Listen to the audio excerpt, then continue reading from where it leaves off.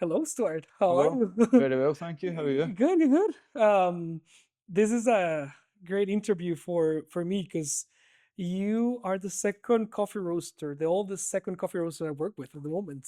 Yeah. So you have been working with us for almost Uh, 4 or 5 years now. Yeah, it'll be just over 4 years because it kind of coincided at the same time that Fower started as well. And Yeah.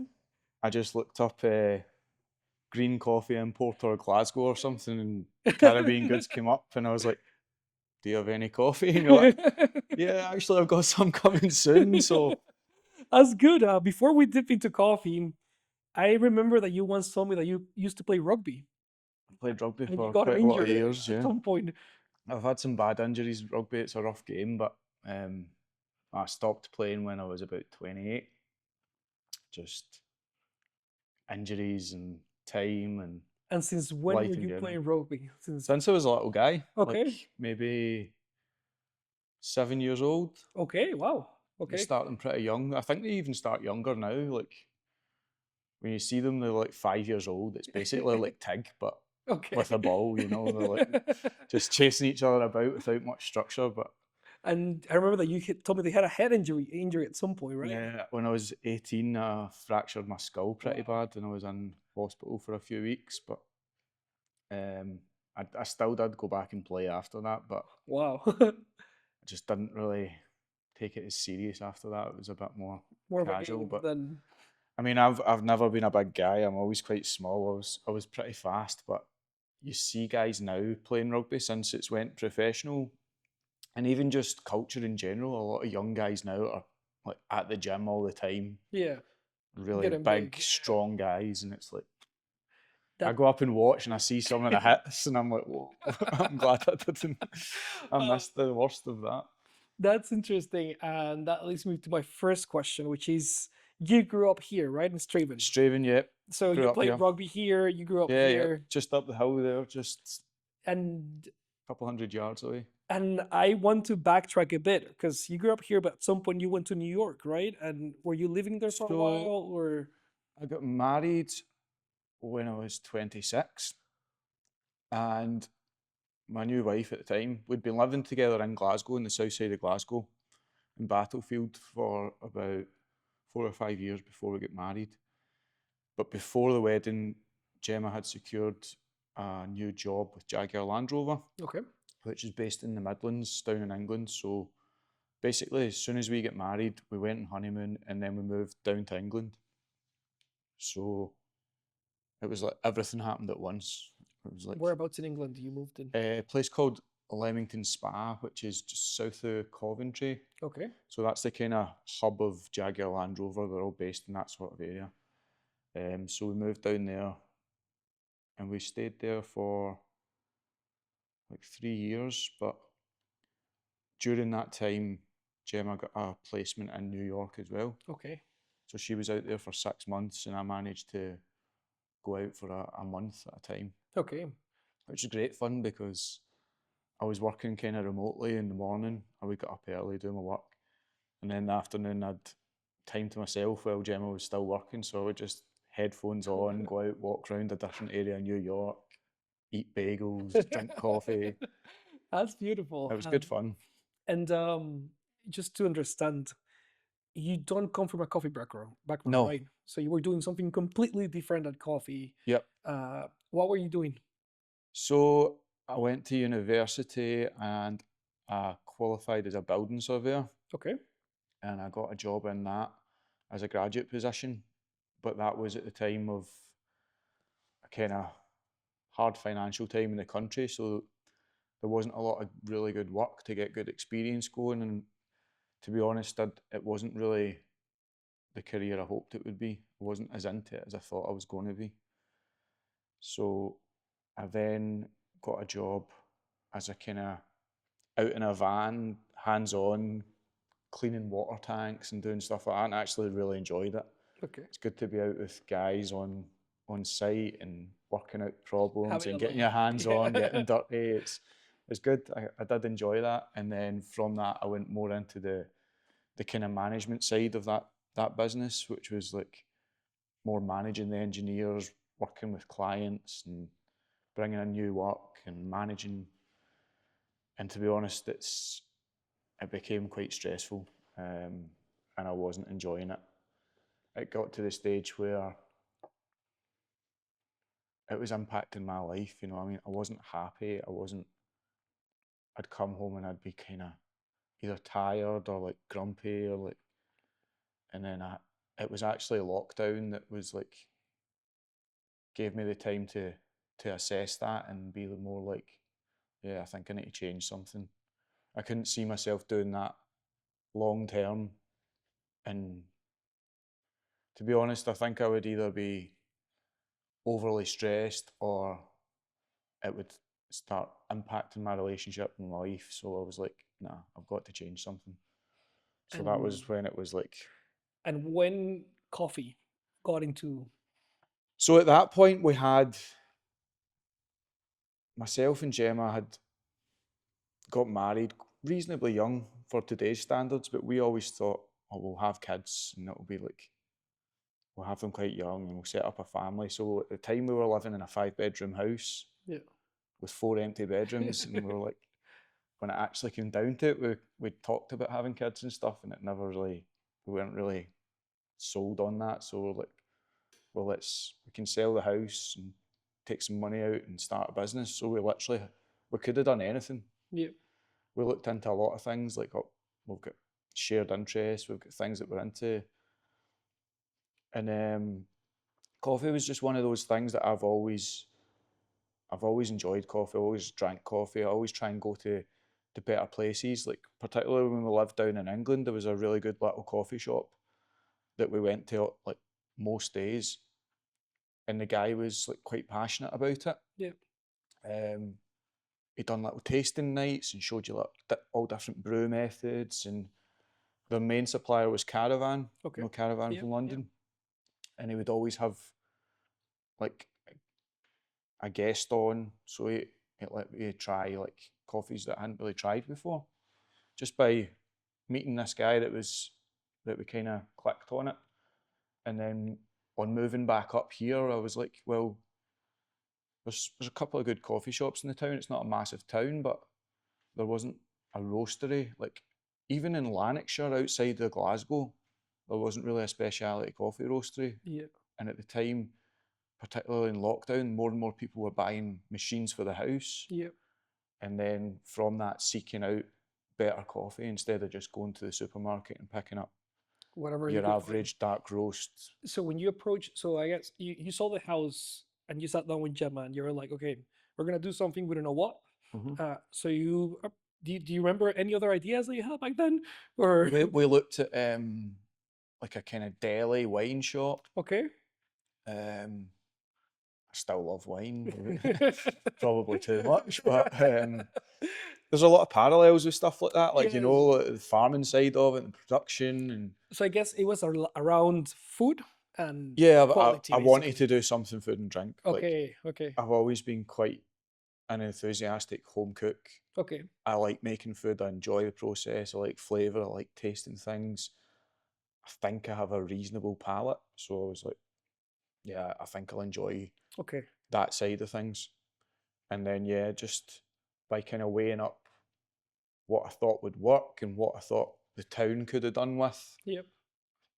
Also, we had this space, so the unit that we're in now was Gemma's dad's factory at the time. Okay. So for 30 odd years, Alistair and his dad, Lex, had been running a metalworks factory in here. But Alistair was on his own working, so he was kind of scaling back his operation. So we had space available. And you never thought of opening Fower in Glasgow, Edinburgh, like when you started doing this, it was here basically. It was more first to do with, well, we have space that we could have if Yeah. we wanted it. Yeah. What could we do with that space? Yeah. I mean, you had to have a lot of vision because, as I say, it had been a metalworks factory for 30 years. So there was big machines Yeah. everywhere. There was oil up all the Yeah. walls. There was metal shavings all over the Yeah. floor. It was like, I remember because when I came 4 years ago, that side of the building was still filled with all the metal. yeah, yeah, you still had big machines in there and stuff. But yeah, the whole building was like that. Um, so yeah, it took a bit of vision, but it started to come together quite quickly once we had the idea that we wanted to do that. Yeah. And also it was like not full lockdown, but it was kind of in and out of that weird period where Yeah. you couldn't do too much. But you could do But something. then we also had started this project, so there was always jobs up here that we could come and like clean things up or like degrease the floor or Yeah. paint it. And I have a question here. Name Fower. Fower means four, right? Yeah, so that was another thing that took quite a long time was like my wife's in PR, so she had quite kind of strong opinions of like the branding side of it. I would have to say she definitely took the lead in that front and I took more of a backseat. We worked with a company called Need Thinking and they were a branding company and they were brilliant to work with. But before that was more the name, we'd come up with that already. So it was Gemma kind of wanted like a one word thing that wasn't really a well known word Yeah. that just became a name in itself that Yeah. people identified with that company. We came up, you know yourself, like when you're trying to think of something that is going to be such a big thing, you come up with mad things. I can't remember all the stuff we came up with, but like four's been my lucky number since I was a little boy. Okay. And then we were like, oh, why don't one of the things was like trying different words in old Scots. Yeah. So like not like Gaelic, but like slang talk. So we were looking up, trying different things, and then it was like four, and it said flower. I was like, I don't know, it's kind of weird. It's like flower without an L, but I kind of like it. And then start writing it down in different fonts and stuff like that. I was like, oh yeah, I think that might work. That's And interesting. we went with that. So And that was happening at the same time as you were building the place, or so you it was were. all happening at once. It was It's good because it gave us so much to do in a period where yeah. there wasn't a lot to do. There was like And a question for you: if you were to do it all over again right now, would you do it the same way you did it, or COVID kind of shielded you and gave you space I to do think it? I think I would have been more. It would have been easier to get people with more experience to come and give me advice. Yeah. So one of the people that I went to was Jim Watson at the Scottish Barista Academy, and he kind of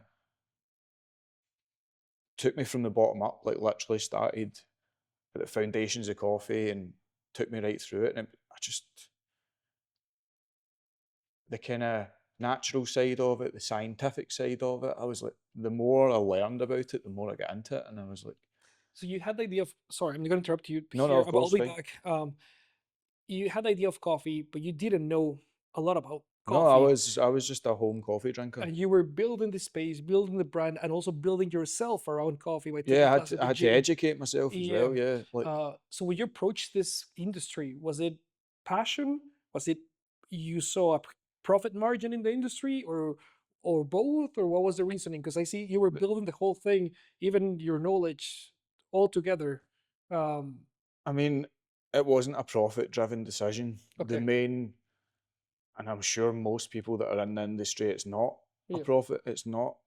I don't think there's many people that are in this that are going to make themselves their millions. You know what I mean? They might Yeah. have a comfortable lifestyle out of it, but it's not So like it's a huge passion. it's a passion project, and Yeah.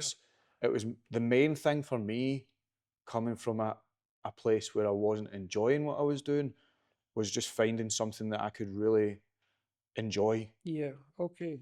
Enjoy coming to my work, Yeah. enjoy what I do, have passion for it, and Yeah. just have a long career in something that I know that I'll enjoy and I can continue to enjoy for years ahead. That was the main drive for it. Okay, okay, sorry. We could come No, back no, to of Jim course, Watson now totally fine. because I'm trying to put all the pieces together. 'Cause just like you, when I started Caribbean Goods, it was similar. I was doing it for my own reasons, but I was building myself while I was in knowledge of coffee, and I was building the business, and I was building so many things at the same time that it was not as clear as I have done 20 plus years in this industry Yeah, and I'm going to evolve into it. So, but I'm pretty sure some people out there may be in the similar position and they may not know how to tackle it because imposter syndrome, that's a big thing here. And you kind of, at least in my case, I felt I needed to prove to the industry that I knew what was I talking about before I went out to it. Yeah, I Um, think there's definitely an element of that. You need to, if there's people that have been in the industry for a long time, you're not going to go and kid on that you yeah, know what you're talking yeah, about. Like you'll get found out pretty yeah, soon. So you do need to have a good basis of knowledge. Like, but I think one of the things that I have advised people since in the last while, like that have wanted to start up shops or roasteries or whatever, and I'm like, you kind of just need to throw yourself at it. okay, I don't think you can kind of go in half. Like yeah, some people have come to me and they've been doing another job and then kind of starting up a small roastery on the top where we literally just I left my job and went all all in. in, It was like I don't do that anymore. I do coffee and it could have it could yeah, have worked. It could have fallen flat, but thankfully it worked and yeah, people bought into it. But um, yeah, I think it's one of those things that can't really be a side project. Maybe it could. For yeah, me, it couldn't have been. I think I had to be all in. all in. And so basically, you're building Fower X's unit.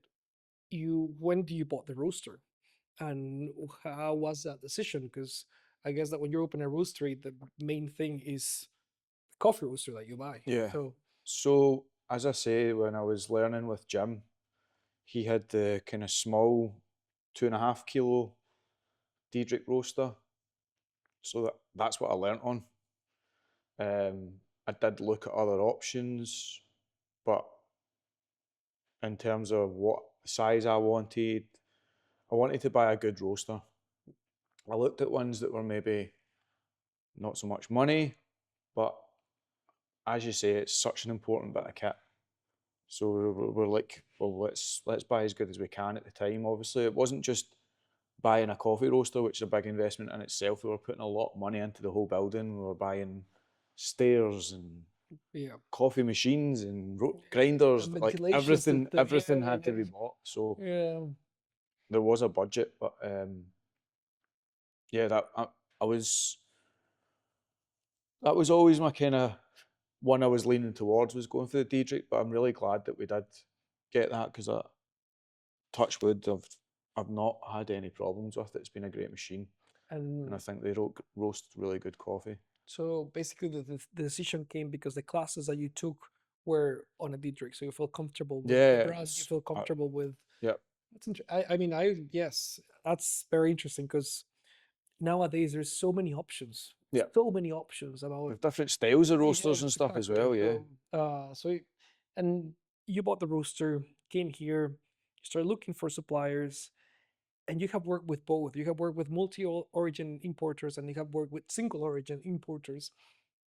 What's the main difference between us? the personality, like Okay, 100%. If I could use only people like yourself, I would. Um, thank you. it's just good to have that relationship, where I'm short of something and I could really be doing an extra few, and I'll have a, can you help me out here? Yeah, okay. Whereas to one of the kind of bigger multi-origin roasters, I'm not a big player in it. I'm a small roaster, but to there's no there's no connection. You know what I mean? You're just purchasing something off them and they send it out. Yeah, Whereas I can get a full story, a full background from you, any information I want. You've been to the farm, you know it, you know the coffee, you know the farmer, you know. and is that important for you or for your customer base? Like when I think both for sure. yeah, Like I love having that, but I'm not saying everybody wants to know about that, but you kind of gauge people as they come in. Some yeah, people like to learn like where things are coming from, how it's produced. Some people just want to buy a bag of coffee and go home, put yeah, it in their hopper. But yeah, I and that think it's important for me and customers as well. when you started, I remember that you were mentioning that you wanted to be a coffee roaster, not a coffee shop, right? Like the idea was to do, That was the main thing, yeah. yeah. But you also have a shop. We're sitting in the coffee Yep. shop of the side, and that's a coffee roastery. do you feel the customers that are coming here to sit down are looking for something different, that the people are coming here to buy the beans or wholesale, or it's just a similar It's a thing? mixture Yeah, because, as I say, a lot of our customers are not, well, a lot of them are into coffee, but they're not necessarily looking for 90 plus scoring geisha yeah, coffees at whatever per 200 grams. They're looking for, on the most part, a nice cup of coffee yeah. that they can brew at home on their domestic coffee machine Yes. or Okay. filter machine or whatever they've got in the house. Spending a bit more than they would going to the supermarket, but getting the quality in return. You know what I mean? It's Yeah, not. I would like to have lots of crazy expensive coffees, but that's just not our main market. yeah. Do you have regulars here? We have a lot of regulars, yeah. Your main will be regulars or coffee tourists, people that come here just to drink a coffee and leave, or Both. I think we get new people in every week, but we also have a solid basis of the same people in every week. yeah. And the people that come here every week, do they order a coffee by name, or they can, or they just order a cup of coffee from you? I want to understand if they are leaning towards Colombian origin or Brazilian origin, or even a farm, or Well, is so normally what we do is we'll rotate the coffees every week. yeah, Um, so we don't really put anything too funky on. okay, We can have it as an option, we can have it as a filter, but generally speaking, most people are looking for a kind of a safe coffee. You know what I mean? yeah, They don't want anything mega fruity or yeah, like super complex and weird. It's more about the majority of people coming in here are going to have, like, our biggest sellers are flat white. yeah, Yep. Coffee and milk, something nice like a Guatemalan yeah, coffee. So our main kind of rotational ones are like Brazilian, Guatemalan, Colombian, and then we've got a couple of blends that we do as well. So that would be the main coffees that we would serve day to day. And then now and again we'll have something else that we can offer yeah. as a guest espresso or as filter or pour over or whatever. And so basically, because that happens to me at Loom, people do not even know the farm name. Sometimes they trust me Yeah. blindly. Do people trust you blindly? Like they trust that you're doing a Yeah, and as I say, some people are interested and will ask questions like, what coffee's this? Where's it come from? Where's the farmer? But a lot of people will just come and get their usual coffee order knowing that, well, hopefully knowing that I'm going to give them a good cup of coffee yeah. with it. Well, you do because you take the time and you look for the suppliers.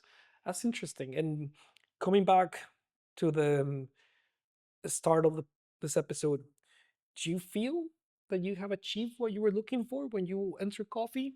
Do you feel comfortable coming to work every day? Do you want where do you want to go? Just to start tying To up be the whole honest, the most rewarding thing for me is coming to work and knowing, not dreading it. yeah, Like, I come to work every day and, like, without playing it down too much, I'm roasting coffee or I'm serving people coffee. I'm not doing brain surgery, but I can help make that person's day a little bit better yeah, if I can give them a nice cup of coffee, yeah.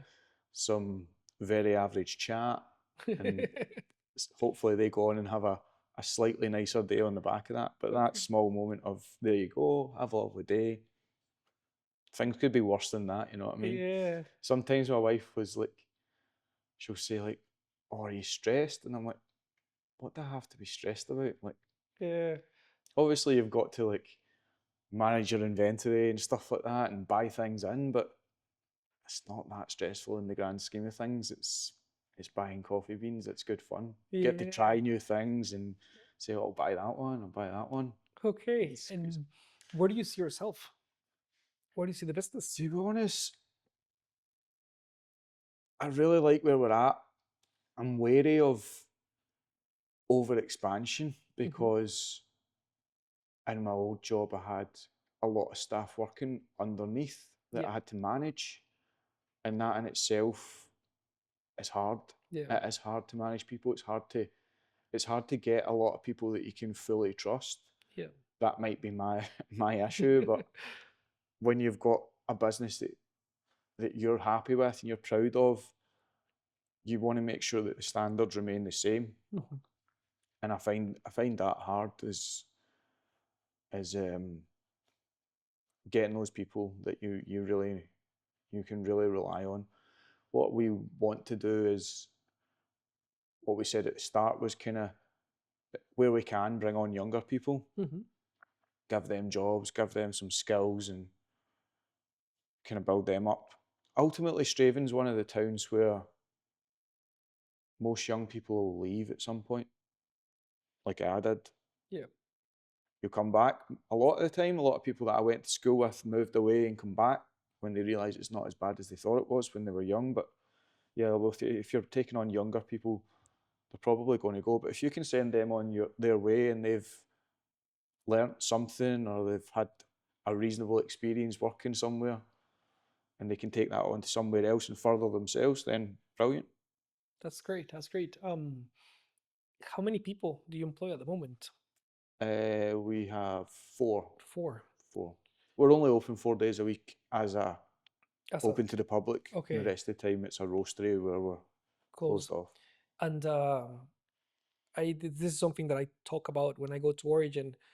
In the grand, in the whole picture, expenses wise, because I talk about how expensive is electricity, rent, wages, and the coffee price is expensive, and we're taking a hit because sometimes when you Google coffee cup Scotland, you have a £3, £4 coffee cup. But what I tell people is that that £3 mainly is paying staff, is paying taxes, is paying electricity. Yeah, I Um, mean, I'm always conscious of that. Where trying to keep overheads low because, as I say, we're only open 4 days a week. I'm happy to come and work here every day. I'm one of these guys that likes to have something to do, like to keep busy. But as you say, you've got energy prices have gone up, coffee prices have gone up, staff costs have gone up.